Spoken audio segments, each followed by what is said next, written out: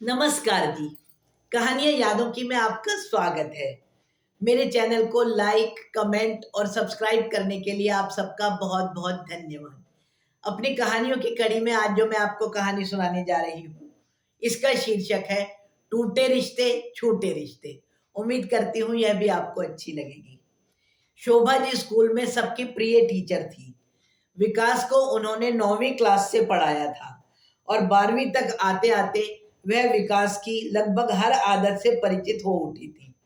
9वीं class से ही उन्होंने विकास को क्लास का मॉनिटर भी बना रखा था। कभी ऐसा नहीं हुआ कि विकास के जूते गंदे हों या कि वह अपना होमवर्क पूरा करके ना लाया हो या कि उसके कपड़े गंदे और प्रेस किए हुए ना हों। ऐसा कभी भी नहीं हुआ। लेकिन जब 9वीं क्लास की पहली पेरेंट्स टीचर मीटिंग में विकास के घर से कोई भी नहीं आए, तो उन्होंने विकास को कहा कि तुम्हारे पेरेंट्स क्लास में नहीं आए हैं, इसलिए कल से तुम भी स्कूल में नहीं आओगे। उन्हें इस बात का तभी पता पड़ा था कि विकास की मम्मी बचपन में ही स्वर्ग सिधार चुकी हैं और उसके पापा भी बिजनेस के सिलसिले में बाहर गए हुए थे। ऐसा सुनकर उन्होंने जब विकास के घरेलू जीवन के बारे में पूछा, तो उन्हें पता चला कि विकास का कोई भाई बहन भी नहीं है। उसके पापा ने ही उसे माता और पिता दोनों का प्यार दिया है। उसके पापा बिजनेस के सिलसिले में जब भी बाहर जाते थे, तो घर में रहने के लिए वृद्ध बुआ जी आ जाया करती थी। बाकी घर का काम करने के लिए उन्होंने एक मेड भी रखी हुई थी। विकास अपना होमवर्क खुद ही करता था और जो कुछ उसको समझ में नहीं आता था, सिर्फ वही समझाने के लिए उसके पापा किसी ट्यूटर को घर में ही अरेंज कर देते थे। शोभा जी देखती थी कि विकास हमेशा क्लास में मन लगाकर पढ़ता है और दूसरे दिन जो भी समझ में ना आए, वह पूछता भी था। शायद इसीलिए ही वह हर सब्जेक्ट में बहुत बहुत होशियार था। शोभा जी ने महसूस किया कि इस बार 2 महीने की छुट्टियां बिताकर आने के बाद वह अक्सर खोया खोया ही रहता था।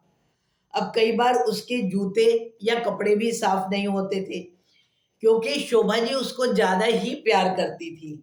इसलिए उन्होंने एक दो बार उसको अलग से बुलाकर समझा भी दिया। वे नहीं चाहती थी कि पूरी क्लास के सामने उसको कोई भी सजा दिलवाकर उसका मनोबल तोड़े। लेकिन पिछले 2 दिनों से ना तो वह क्लास में पढ़ाई कर रहा था, उसके बाल भी उलझे हुए थे, उसका होमवर्क भी पूरा नहीं था। क्लास के शोर मचाने पर अब वह किसी को भी कुछ कहता भी नहीं था। प्रिंसिपल सर जब राउंड पर आए, तो उन्होंने जब मॉनिटर को क्लास पर ध्यान ना देने के लिए डांटा, तो वह पहले ही कुछ उखड़ा उखड़ा सा था। डांट सुनकर और भी उखड़ गया और वह सीधा स्टाफ रूम में शोभा मैडम के पास आया और बोला, मैडम, मैं मॉनिटर नहीं बनना चाहता, आप किसी और को ही मॉनिटर बना दो। लेकिन क्यों? शोभा जी ने उससे बहुत प्यार से पूछा। देखो, तुम मुझे कारण बताओ, तुम्हें अचानक से समस्या क्या हो गई है? अब तुम पहले के जैसे पढ़ाई पर भी ध्यान नहीं दे रहे हो, होमवर्क भी नहीं कर रहे हो।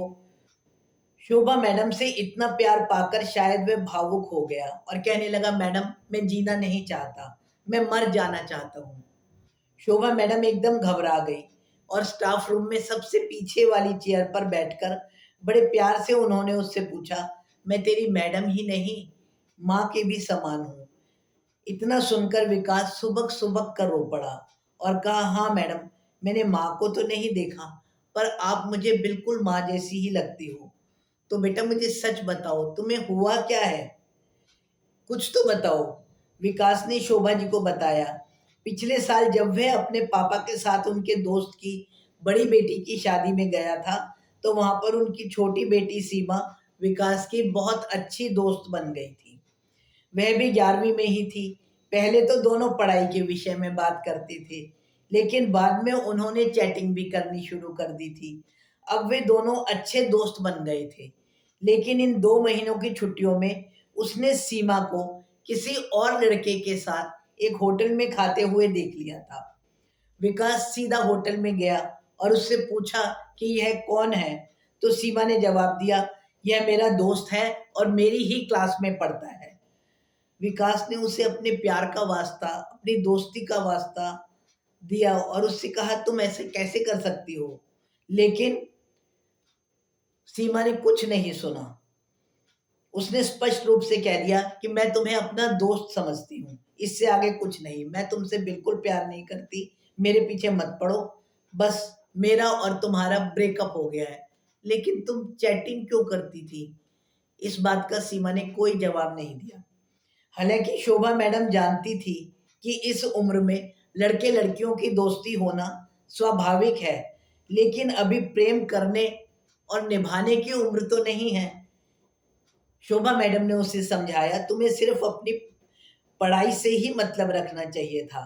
लेकिन मैडम, वो मेरी जिंदगी थी, मैं उसके बिना अब नहीं जी सकता। ऐसा कहकर वह सुबक सुबक कर रो उठा। शोभा मैडम ने उसे बड़े प्यार से बिठाया और उससे पूछा, तुम्हारे पापा अगर तुम्हें पैसे देते हैं तो तुम उन सब पैसों को कहाँ रखते हो? विकास इस अटपटे से प्रश्न पर हैरान था, लेकिन क्योंकि यह सवाल शोभा मैडम ने किया था, इसलिए उसने जवाब दिया, कुछ पैसे मैं अपनी जेब में रखता हूँ, कुछ अलमारी में, और मेरे अकाउंट में भी पैसे हैं। पर आप ऐसा क्यों पूछ रही हो? शोभा मैडम ने उसे प्यार से समझाते हुए बोला, बिल्कुल सही। अगर मान लो तुम्हारे जेब वाले पैसे खो जाए तो तुम अपना काम अलमारी के या घर में कहीं और रखे हुए पैसों से भी चला सकते हो ना? जी मैडम, जिंदगी भी ऐसी ही होती है। तुमको प्यार करने वाले तुम्हारे पिता हैं, रिश्तेदार हैं, मैं हूं, तुम्हारे सपने हैं, तुम्हारी किताबें हैं, तुम्हारी पढ़ाई है। जब तुम्हारा प्यार इतने हिस्सों में बटा हुआ है तो भला तुम सब कुछ भूलकर सिर्फ एक लड़की के कारण मरने को तैयार हो रहे हो? यह सही है क्या? क्या तुम्हारा सारा प्यार वही लड़की है? तुम्हारी माँ के ना होते हुए भी तुम्हारे पिता ने तुम्हें पाला, बड़ा किया और इतना प्यार दिया, उसका कोई मूल्य नहीं है। मैं तुम्हें कितना प्यार करती हूँ, मेरी बात का कोई मूल्य नहीं है। तुमने ही तो कहा था कि मैं एक डॉक्टर बनूंगा और क्लास का टॉपर भी। वो सब भूल गए। ये तो वही बात हुई ना कि जेब में रखे पैसे खो गए तो समझो हमारा तो सब कुछ खत्म हो गया। ऐसा नहीं है मेरे बच्चे। अगर जीवन है तो जेब में रखे पैसे खत्म होने के बाद भी तुम इतना कमा सकते हो कि तुम्हें उन पैसों का दुख ही ना हो। और अगर तुम किसी लड़की से सच में ही प्यार करते हो तो तुम्हें उसकी खुशी होने पर खुश होना चाहिए, ना कि इस तरह से दुखी। विकास सोच में पड़ गया। आज उसे प्यार की एक नई परिभाषा मिली थी। उसने शोभा मैडम के पैर छूते हुए कहा कि मैडम, अब मैं सिर्फ और सिर्फ अपने सपने को ही जिंदा रखूंगा और आपको अपनी क्लास में टॉप करके दिखाऊंगा। आप सही कहती हो, मेरे पास में बहुत कुछ है। मेरे पिता का प्यार, मेरे सपने और सबसे अच्छी आप। शोभा जी मुस्कुरा रही थी। तभी स्कूल की छुट्टी हो गई और विकास बस में कुछ निश्चय करता हुआ जा रहा था।